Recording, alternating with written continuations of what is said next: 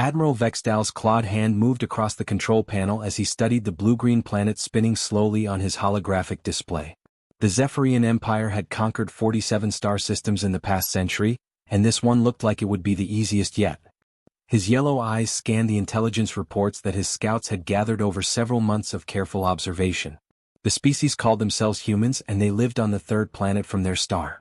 What made Vexdal's task simple was how divided these creatures were. His reports showed over 200 separate nations, each with their own military forces, constantly fighting small wars against each other. They had primitive nuclear weapons that could destroy cities, but nothing that could threaten a proper star fleet. Their space technology was laughably weak, chemical rockets that could barely reach their own moon, and a few small space stations that served no military purpose. Commander Nixare approached the display, her green scales catching the light from the hologram. She had served under Vextal for 20 years and had never seen him hesitate before a conquest. Admiral, the target assessment is complete. The humans have fragmented military commands, outdated weapons, and no unified defense strategy. Our standard invasion protocol should be sufficient. Vextal nodded, his confidence growing. Every other species they had encountered fell into predictable patterns. The strong ones fought with honor and rigid tactics that were easy to counter. The weak ones surrendered quickly to avoid destruction. The humans appeared to be somewhere in between, too proud to surrender immediately, but too primitive to pose any real threat. Deploy the third fleet, he ordered. Standard positioning at the edge of their star system. Give them the usual ultimatum. 7 rotations should be enough time for their leaders to see reason. On the surface of Earth, in the underground command center beneath Seoul, President Kim Woo-jin was having the strangest day of his long political career. He had been reviewing trade agreements when every screen in the building suddenly displayed the same message in perfect Korean. The translation was flawless, which was the first sign that this was not some elaborate hoax. The message was simple and terrifying: primitive species of Seoul 3. You have 7 rotations to surrender unconditionally or face complete annihilation. Resistance is futile. The Zephyrian Empire offers you one chance to avoid extinction. Choose wisely. Before Kim Woo-jin could fully process what he was reading, Defense Minister Park Hae-jin burst through the secured doors of his office. Her usually calm face was pale with shock.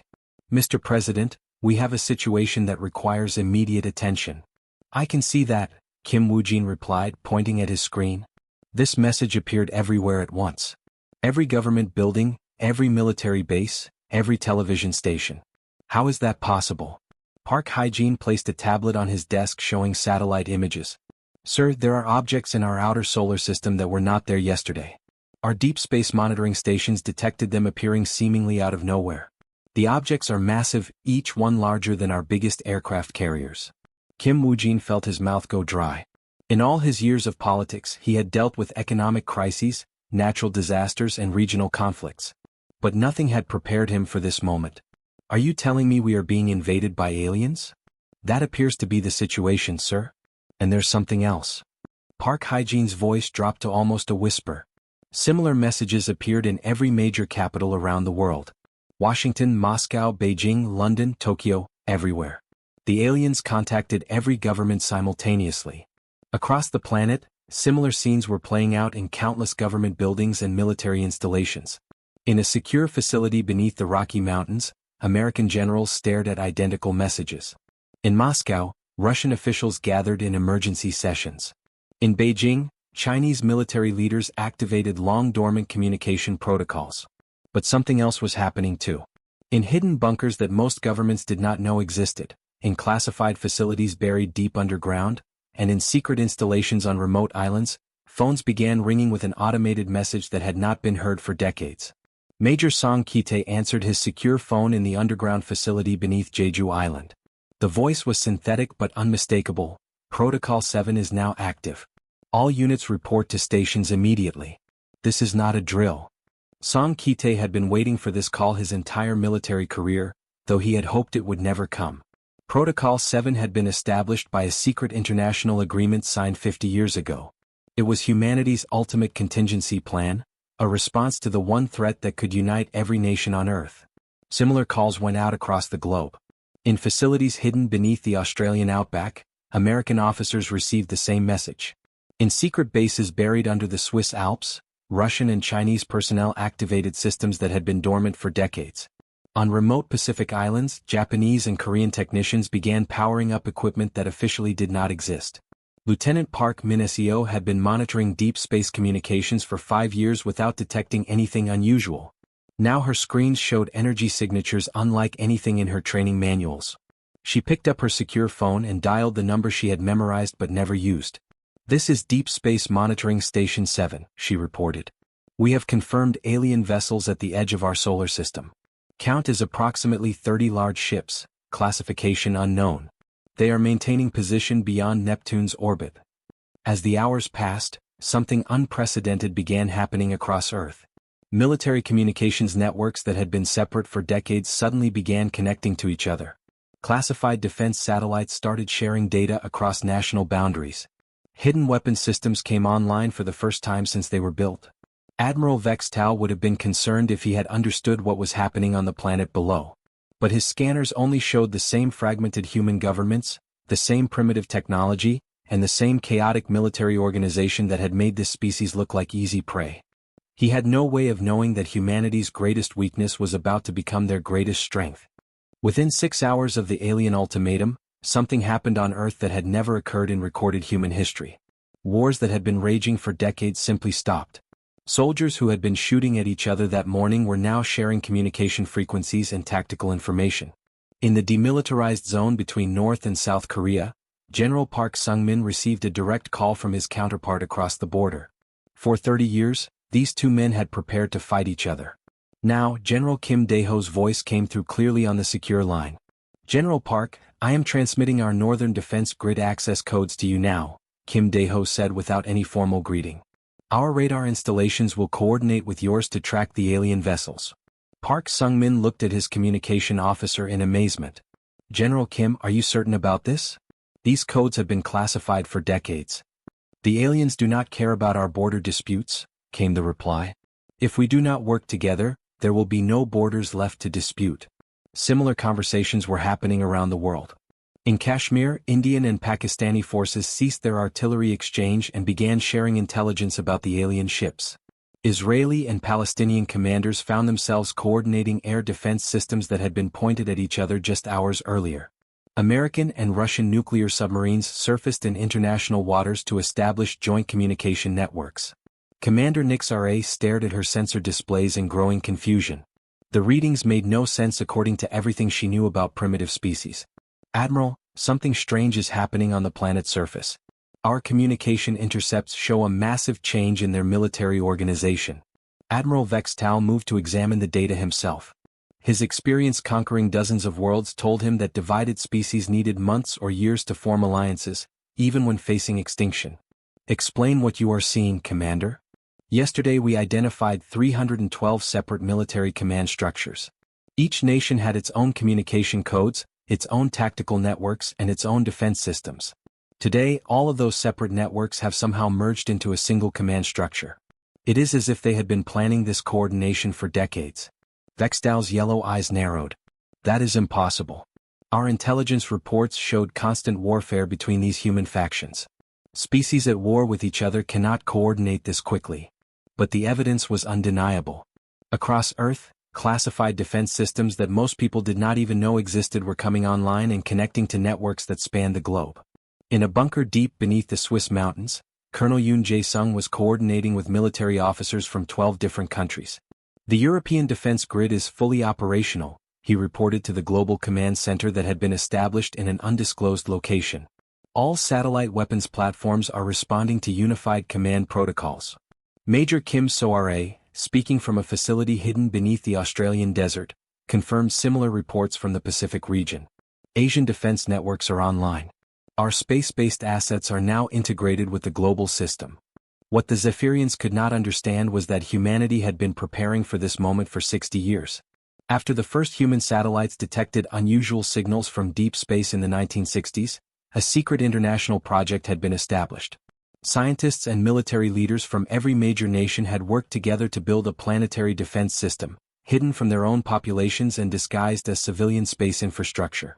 On the far side of Earth's moon, Major Choi Jin-woo walked through the corridors of a facility that officially did not exist. Luna Base 7 had been built jointly by Korean, American, Japanese, and Russian engineers over the past 3 decades. To the outside world, it appeared to be a simple research station studying the lunar surface. Colonel Lee, all weapon systems are powered and ready, Jinwoo reported to his commanding officer. The rail cannon batteries have been charging for the past 4 hours. We can fire on any target in Earth orbit or beyond.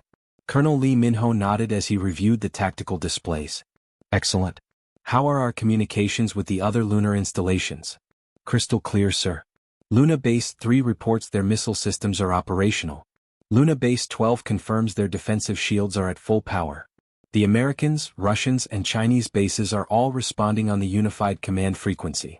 What made this coordination even more remarkable was that it was happening not just on Earth and the Moon, but throughout the entire solar system. Captain Song Nari stood in the command center of what appeared to be a deep ocean research facility beneath the Pacific. In reality, it was one of 12 underwater bases that controlled a network of hidden weapons platforms scattered across the ocean floor. Underwater defense grid is fully active, she reported to the Global Command. All platforms are armed and ready. The aliens will find our oceans more dangerous than they expect. But the most impressive transformation was happening in the asteroid belt between Mars and Jupiter. For decades, various nations had been establishing what they called mining operations among the asteroids. These facilities were supposed to be extracting valuable minerals and conducting scientific research. Lieutenant Park Eun-ji monitored her control systems as Asteroid Station 47 completed its transformation. What had appeared to be a simple mining platform was now revealing its true nature as a heavily armed weapons platform. Massive rail guns emerged from hidden compartments, and missile launchers rose from beneath fake mining equipment. Station 47 is weapons ready, she reported. All mining stations in Sector 7 have completed their conversion to combat configuration. The Zephyrians are about to learn that our primitive mining operations were never about mining. Across the asteroid belt, similar transformations were taking place. Dozens of installations that had appeared to be civilian mining operations were revealing themselves as military bases. Solar power collectors unfolded to reveal energy weapons. Or processing facilities opened to release clouds of automated defense drones. Admiral Vextau reviewed the latest intelligence reports with growing unease. Commander, are you certain these readings are accurate? The humans appear to have weapons systems we never detected. Commander Nix-RA double-checked her sensors. Admiral, the energy signatures are undeniable. They have armed installations throughout their star system. Our initial assessment was completely wrong. These humans were never as primitive as we thought. For the first time since beginning this campaign, Admiral Vextal felt a cold feeling in his stomach. Every species the Zephyrian Empire had conquered had been exactly what they appeared to be. But these humans had hidden their true capabilities behind a facade of primitive technology and constant internal conflict. Admiral Vextal gave the order to advance with complete confidence. His fleet of 30 warships moved into Earth's solar system in perfect formation, just as they had done 47 times before. The Zephyrian battle doctrine was simple and effective. Show overwhelming force, demand surrender, and crush any resistance quickly. It had never failed. All ships maintain formation, he commanded through the fleet communication system. Target their largest cities first. Once they see our power, they will surrender like all the others. The massive Zephyrian dreadnoughts moved past the orbit of Mars, their weapon systems charging for what should have been a simple bombardment of the primitive human homeworld. But as they crossed into the inner solar system, everything went wrong at once. The first sign of trouble came from the asteroid belt. What appeared to be a simple cargo hauler drifted toward the fleet flagship, broadcasting a surrender message in broken Zephyrian language. Commander Nix-RA barely had time to identify it as a human vessel before it suddenly accelerated to impossible speeds, slamming directly into the dreadnought's main engine array in a brilliant explosion. Damage report. Admiral Vextal shouted as his ship shuddered from the impact. Sir, they destroyed our primary propulsion system, his engineering officer reported. That cargo ship was packed with explosives and guided with precision navigation systems. They turned a simple transport into a guided missile. But that was only the beginning. Across the Zephyrian formation, small human fighters appeared seemingly from nowhere, moving in ways that defied logic. These tiny craft performed maneuvers that should have crushed their pilots, weaving between the massive alien warships like angry insects, striking at critical systems with surgical accuracy. Lieutenant Colonel Kim Tae-woo piloted his modified fighter through the gap between two Zephyrian cruisers, His body pressed against his seat by forces that would have killed an untrained pilot. Human fighters had been built for this kind of combat. Their pilots trained from childhood to endure crushing acceleration and disorienting spins that alien species could never survive. Dragon Squadron, target their sensor arrays, he commanded through gritted teeth. Make them blind before we make them dead. His wingman, Major Lee Hyun-sik, rolled his fighter in a spiral that brought him directly under a Zephyrian battleship's defensive guns. The alien weapons could not track fast enough to hit such a small, rapidly moving target. Target acquired. Firing missiles at their communication hub. The Zephyrian crews watched in disbelief as these tiny human fighters destroyed systems that should have been impossible to damage. Their thick armor and defensive shields meant nothing against weapons that struck from impossible angles at precisely the right moment. In the asteroid belt, Lieutenant Jang Eun-seo made a decision that would become legend among human pilots. Her mining ship had been converted for combat, but it was still too slow and too lightly armed to engage Zephyrian warships in traditional battle. So she chose a different approach. "Control, this is Mining Ship 77, she reported calmly to the command center on Luna Base. "I am beginning final approach on enemy dreadnought. Recommend similar tactics on remaining heavy ships." Her ship accelerated directly toward the largest Zephyrian vessel, its engines overloaded to provide maximum speed. The alien defenders fired everything they had at her, but she had programmed her ship's course perfectly. Every hit that damaged her ship only sent debris flying in directions that would cause more damage to the enemy. Jang Eun-seo's final transmission was steady and professional. "Target eliminated. Tell my family I completed the mission." Her ship disappeared into the Zephyrian dreadnought's engine core, and both vessels vanished in an explosion that lit up the darkness of space. But perhaps the most shocking moment for the Zephyrian fleet came when Captain Park Soo-bin's squadron appeared to surrender. Her 12 ships approached the alien formation, broadcasting surrender signals and powering down their weapon systems. The Zephyrians, following standard procedures for accepting surrender, moved in close to take the human ships as prisoners. "This is Captain Park Soo-bin of the Human Defense Force," she broadcast to the Zephyrian commander. "We surrender unconditionally and request mercy for our crews." Commander Nix-Ra was relieved to finally see some reasonable behavior from the humans. "Bring your ships alongside our cruiser. We will accept your surrender and treat your crews according to galactic law." Park Soo-bin's ships drifted closer, their engines apparently shut down and their weapons powered off. But as soon as they were within point-blank range of the Zephyrian vessels, everything changed. Hidden weapon systems suddenly emerged from concealed compartments, and the human ships opened fire at distances so close that the alien shields were useless. "Surprise," Park Soo-bin said coldly as her ships destroyed 3 Zephyrian cruisers in less than 30 seconds. "They expect honor and warfare. We will give them victory instead." Admiral Vextal watched his fleet being torn apart by tactics that violated every civilized rule of space combat. Human pilots rammed their ships into his vessels without hesitation. Human commanders used false surrenders to get close enough for devastating attacks. Human engineers had somehow weaponized everything in their solar system. "Sir, they are using asteroids as kinetic weapons," his tactical officer reported in a voice filled with disbelief. "They have attached engines to rocks and are firing them at our ships like bullets.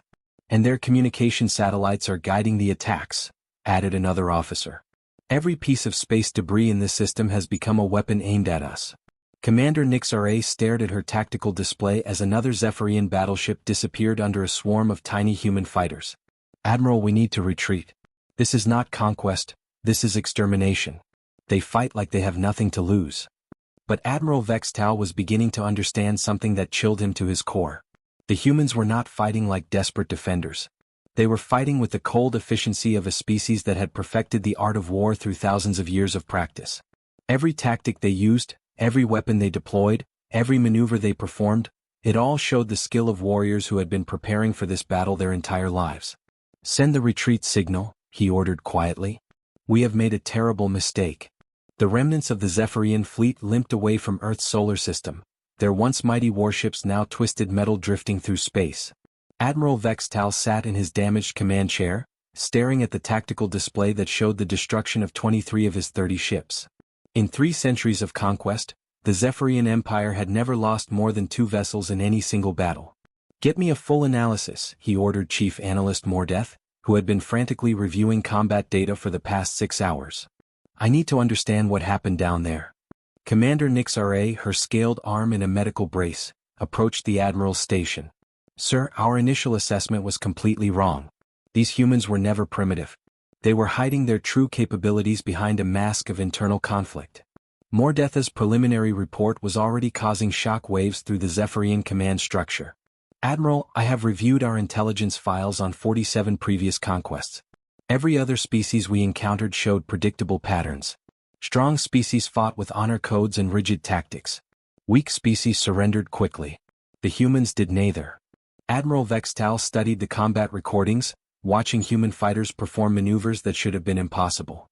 Explain their tactics, Analyst. I need to understand how they destroyed our fleet so quickly. Sir, they used over 200 different combat techniques in a single engagement. Our pilots are trained in the Zephyrian way of war: direct assault, overwhelming firepower, honorable combat. The humans used deception, sacrifice, coordination, improvisation, and methods that no civilized species would consider. The analyst brought up holographic displays showing human battle formations. Watch this sequence, Admiral. A single human pilot sacrificed her ship to destroy our largest dreadnought. But it was not a desperate move, it was calculated. She knew exactly where to hit our engines to cause maximum damage. Mordeth switched to another recording. Here, an entire human squadron pretended to surrender, then destroyed 3 of our cruisers at point-blank range. No other species we have conquered would use such dishonorable tactics. Admiral Vextal watched the recordings with growing understanding. They fight without honor because they fight for survival. Every battle technique they used was designed for maximum effectiveness, not for glory or tradition. Exactly, sir. And that is not the worst part of our discovery. Mordetha's voice carried a tone that Admiral Vextal had never heard before: fear. Our historians have analyzed human conflict records from their planetary networks.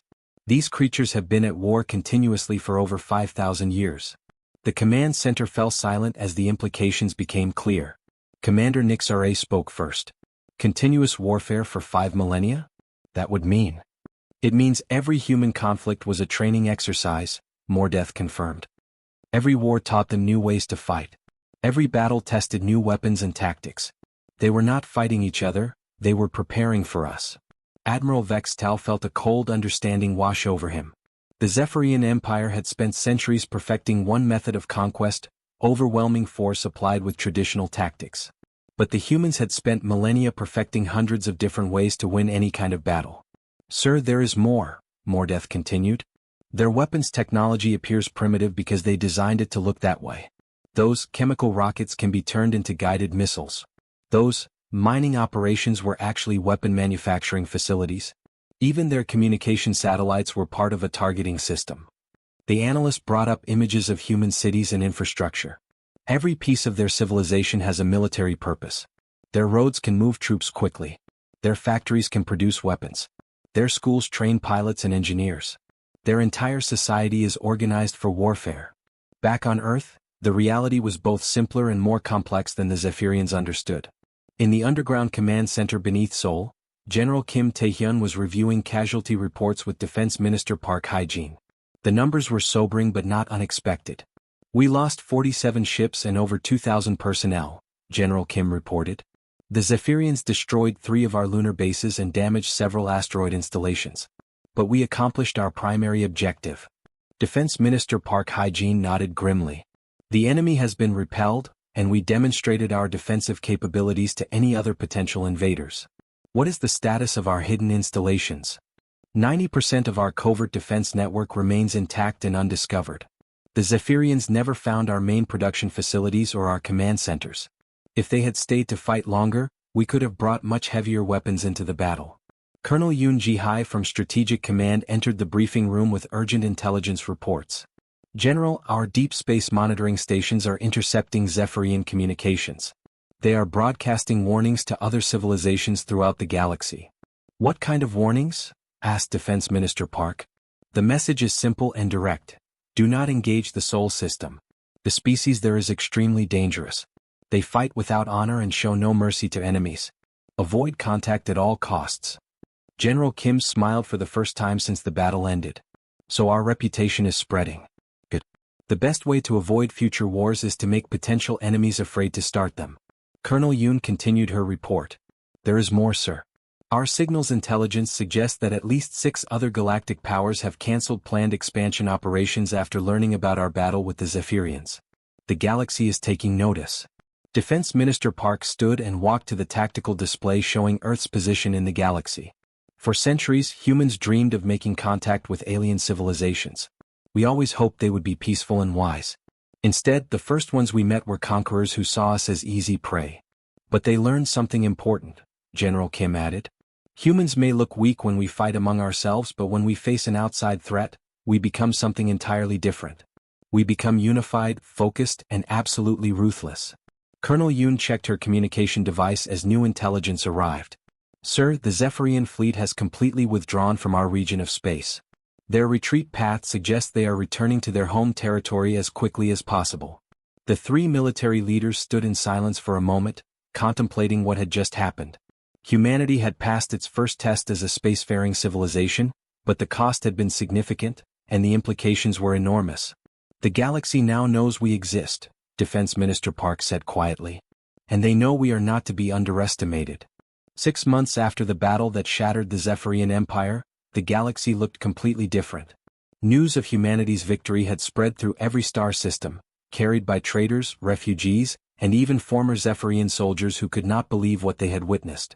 On the former Zephyrian colony world of Kepler 438b, crowds gathered in the central square of New Zephyr City. For 300 years, these people had lived under alien rule, forced to mine rare minerals for the Empire while their own needs were ignored. Now they were free and they had the humans to thank for their liberation. Captain Moon Jae-sung stood on the command bridge of the battleship Seoul, watching the celebration through the viewscreen. His ship was no longer purely human. The crew now included former Zephyrian slaves who had joined the human fleet after their worlds were liberated. His communications officer was one of them.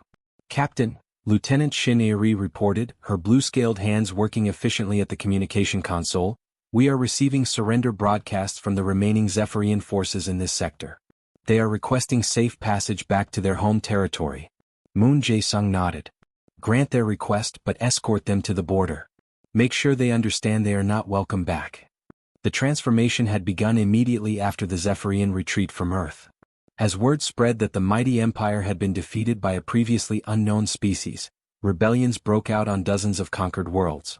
The Zephyrians, already demoralized by their devastating defeat, found themselves unable to maintain control over their vast territories. Lieutenant Park Min-jae, monitoring deep space communications from his post on Luna Base, had watched the collapse happen in real time. Sir, we are receiving liberation broadcasts from 17 different star systems today. That brings the total to 43 worlds that have declared independence from Zephyrian rule. The most remarkable development was happening on Earth itself, in the newly constructed Galactic Defense Council headquarters in Geneva. Ambassador Lee So-young stood before delegates from dozens of worlds, both human and alien, as she outlined humanity's proposal for a new kind of galactic civilization. Fellow beings of the galaxy, she began, her voice translated simultaneously into 47 different languages, humanity has learned something important from our recent conflict. The old way of doing things, where strong empires conquer weak worlds, only leads to endless war and suffering. The alien delegates listened carefully. Most of them represented worlds that had recently freed themselves from Zephyrian control, and they were eager to hear what the humans proposed as an alternative. We propose a simple principle, Ambassador Lee continued. Mutual defense through technological sharing and coordinated resistance against any expansionist power. No world should face conquest alone. No species should have to choose between slavery and extinction. The response was immediate and overwhelming. Representative after representative stood to voice their support for the human proposal. The delegate from Kepler 442b, a world that had been strip-mined by the Zephyrians for 2 centuries, spoke with tears in her large, dark eyes. The humans showed us that even the mightiest empire can be defeated if free worlds stand together. My people vote to join this alliance. Similar declarations came from across the galaxy. Within 3 days, 17 worlds had formally joined what would become known as the Galactic Defense Alliance. Within a month, the number had grown to 31. The alliance was growing so quickly that human diplomats struggled to keep up with the applications for membership. Captain Yoon Dae-ho commanded the joint human-alien patrol fleet that now protected the Vega sector. His crew included humans, former Zephyrian subjects, and refugees from a dozen different species. They worked together smoothly, united by their shared desire to prevent any return of the old Imperial system. "Captain, long-range sensors detect a Zephyrian battle group approaching the border," reported his tactical officer, Major Kim Un-young. "They appear to be testing our response time." "Signal the fleet," Captain Yoon ordered. "All ships move to intercept. Send a message to the Zephyrians. This sector is under Alliance protection. Turn back immediately or face the consequences." The Zephyrian ships turned away without firing a shot. This scene had been repeated dozens of times across the galaxy as the Empire tested the resolve of the new alliance. Each time, they had retreated rather than faced the coordinated defense that the liberated worlds now provided for each other. Back on Earth, Colonel Lee Jin-ho was reviewing intelligence reports that painted a picture of fundamental change across the galaxy. "The Zephyrian Empire has lost control of over 60% of their former territory," he reported to the Strategic Command briefing. "Their military is in full retreat, and their government is struggling to maintain order even on their home worlds." But the most significant development was not military, it was political. General Park Hae-won had just returned from a diplomatic mission to the Rigel system, where 3 major galactic powers had announced dramatic policy changes. "The Andromedan Collective has formally abandoned their expansion program," he reported. "The Tau Ceti Federation has signed a non-aggression pact with all Alliance worlds. And most importantly, the Altair Empire has announced they are converting their military fleets into humanitarian aid vessels." Lieutenant Shin Airi, monitoring galactic communications from her post aboard the Sol, had been tracking what military analysts were calling the human effect. The term described how humanity's victory over the Zephyrians had changed the behavior of aggressive civilizations throughout the galaxy. "Captain," she reported to Moon Jae-sung during their daily briefing, "we are intercepting communications from the Centauri Military Command. They are discussing something called human-style tactics and how to defend against them. It appears that other empires are now afraid that their enemies might learn to fight the way we do." The irony was not lost on humanity's leaders. Earth's greatest strength had always been its diversity of thought and approach to problem-solving. Human history was full of conflicts that had produced new technologies, new strategies, and new ways of thinking about warfare. What had made humans seem weak and divided to the Zephyrians was exactly what made them so effective in battle. President Kim Woo-jin addressed the United Nations General Assembly on the first anniversary of what historians now called Liberation Day. "1 year ago we faced extinction at the hands of an alien empire. Today 47 worlds live in freedom because they chose to stand together against tyranny." He paused to look at the delegates from dozens of different species who now sat in the General Assembly alongside human representatives. "We have learned that the best way to ensure peace is to make war too costly for aggressors to consider. The galaxy is watching us, and they have learned the same lesson the Zephyrians learned. Humanity does not start wars, but when we must fight, we fight to win." The transformation was complete. Humanity had taken its place not as conquerors, but as guardians of freedom in a galaxy that had finally learned the difference between the two.